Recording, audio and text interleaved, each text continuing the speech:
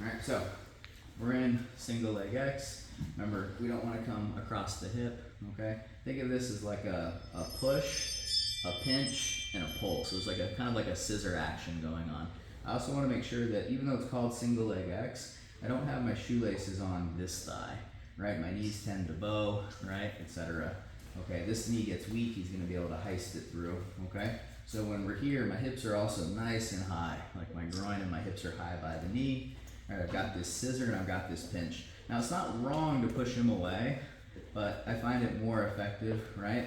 I take my middle finger right where my hamstring meets my backside, and I don't push away so much as I just want to pinch this elbow and I just want to rotate his knee. And this is what sits him down to a hip, right? First thing we looked at was if he doesn't do anything, right, I stay up on my elbow, I suck in my stomach, and I shoot my hand through. I don't want to have my hand down by my belly button. I think of it as trying to get my thumb toward my sternum, okay? Traditional foot lock from here. I grab the fat of my hand, roll my elbows, big chest, okay?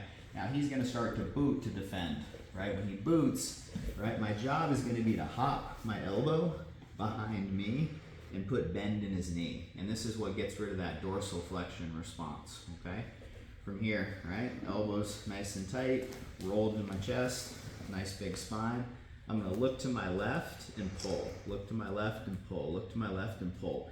And right at the end, I'm gonna bridge my hips directly into the knee. Now, if he goes kind of the old school response, he kicks the foot off, I'm gonna frame and I wanna get my toe flexed in his thigh. Okay, I want the sole of my foot facing him, not so much like shoelaces, okay?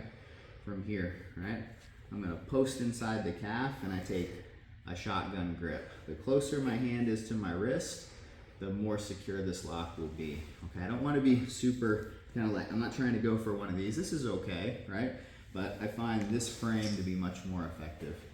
I'm gonna bring my foot through and I'm gonna step right in his hip crease. I don't wanna be too far to the hip because he can clear this foot, okay? And now he's gonna try to come up and pass. He can also bolt cutter this foot, not at lower belts, but at brown and black, okay? So I wanna stay a little shallow, and then I'm kind of grabbing my instep in the bridge of my foot with my toes, and then I close my knee, okay? From here, even if he heists up into me, it's like I'm doing a leg press and I close my knees. Now the bridging mechanics are different. I don't pull and turn. I think about firing my hips into the backside of his knee, okay? So whereas before we were pulling and turning and looking away, and at the end bridging, when I set the shotgun grip and I have what we call butterfly ashi, it's all here. I'm firing in, I'm not pulling and turning, okay? All right, the other option from here is I get to here, he threads the foot and he starts to come up. I want to stay on my inside hip, and even if he controls my sleeve, which they often will, right, I just swing my hand and control his sleeve. I keep him off balance, I set my grip, I'm gonna try to finish vertical, and when he opens his knee, it's gonna feel very similar to what we did before, right? Even if he controls the sleeve, I hide my elbow so he doesn't counter armbar me, fire, fire, fire, bridging, and there it is. At the end, if he's still booting and I still can't get it, right, I start looking to pass the leg across and come up, okay?